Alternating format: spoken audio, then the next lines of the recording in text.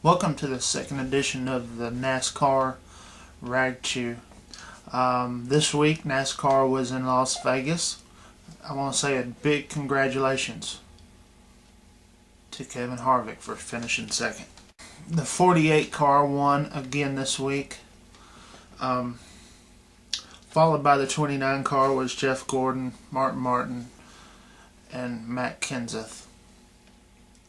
Our boy Tony Stewart finished 7th, his best effort for the whole year. Real proud of that. Logano finished 6th, his second top 10 of the year. Other notables, the 88 car had a real good run today. He finished 16th. Dale Earnhardt Jr. finished 16th.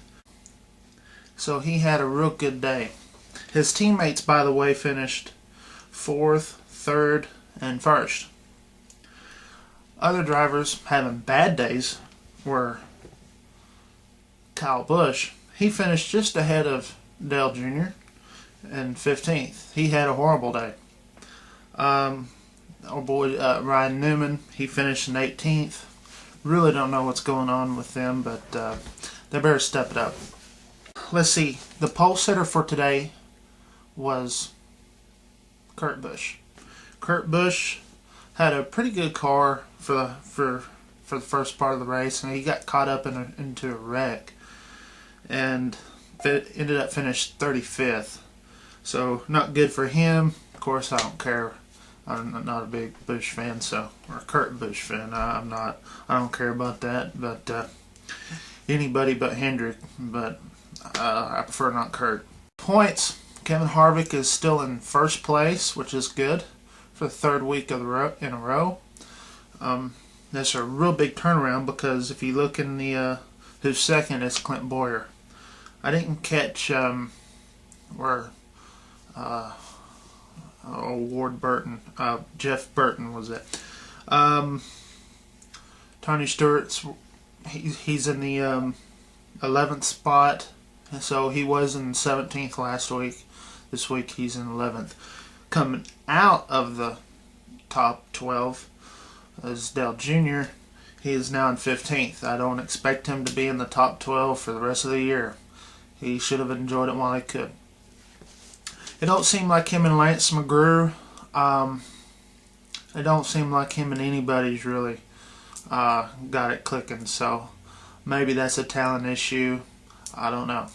I picked Kevin Harvick to win for next week's race in Atlanta. Followed by him, I'm probably still going to throw Johnson up there. Probably Marky Martin. I will throw Stewart up in the top 5.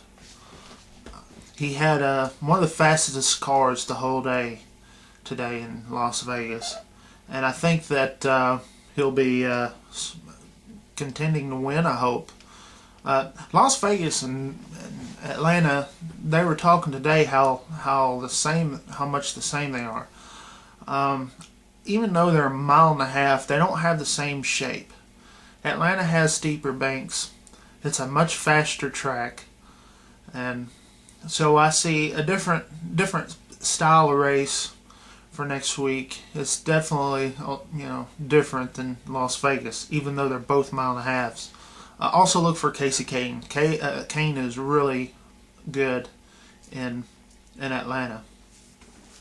TMS Nation, we have our thing on the website at the Texas Motor Speedway website, and we have our weekly game we have going on. It's almost like a fantasy, but it's not, but maybe it is. I don't know what the true definition of fantasy leagues are.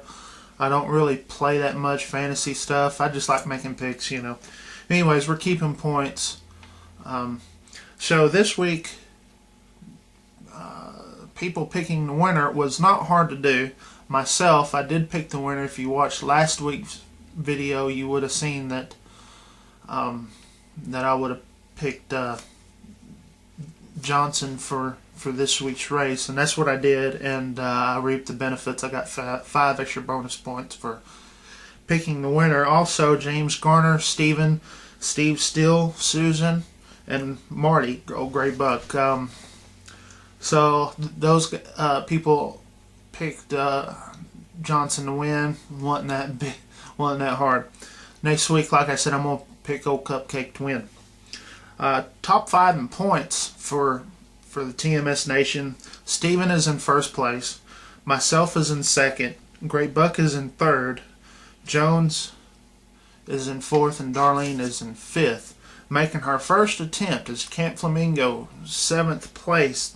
This is her first attempt, so she, Skyra, I think she got 7 points today. So congrats to her. And of course, she picked the winner. I bet she's going to be picking Jimmy Johnson, all the way to Miami, which she'd probably be the points leader by the end of to Miami. So my thoughts of today's race was very boring. I thought California was actually better than today, which was crazy because usually Las Vegas has a real good race. I really don't know why it's so bad. Maybe it's just those 2 Hendrick cars are really hooked up, and I don't know. Maybe they're doing something under the hood they're not supposed to be doing. I could say this: for these style tracks, it's been very common since the COT came out with that wing. I like to see them have that wing taken off by Texas. They're talking about it, and I hope they do.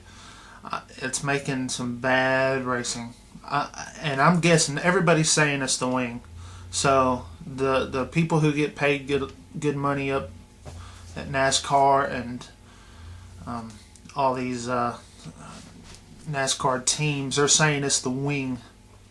So I'll just agree with them. Something needs to be done because it's just getting awful. Today's race was awful as far as follow the leader. There was hardly any passing whatsoever. So hopefully they'll get that done. NASCAR, I hope they do. Next week I'm going to do the same thing for the Atlanta race, and I hope everybody gets to tune in for that one. I hope Atlanta is better than today's race. If not, then like I said, they're going to make some changes, and I hope they make them soon. I've typically liked Atlanta because of the banking, the speeds, and the ability for drivers to use all parts of the track. So we'll see how that goes, and maybe we'll see someone other than Hendrick winning the race, which would be awesome. So thanks for watching my video, and I'll post another one NASCAR related up probably after the Atlanta race. If not, just check in anytime, but I should keep this a weekly thing, this NASCAR Ragchew. I have other videos up, radio related and NASCAR related too, so check those out, and we'll see you next time. 73.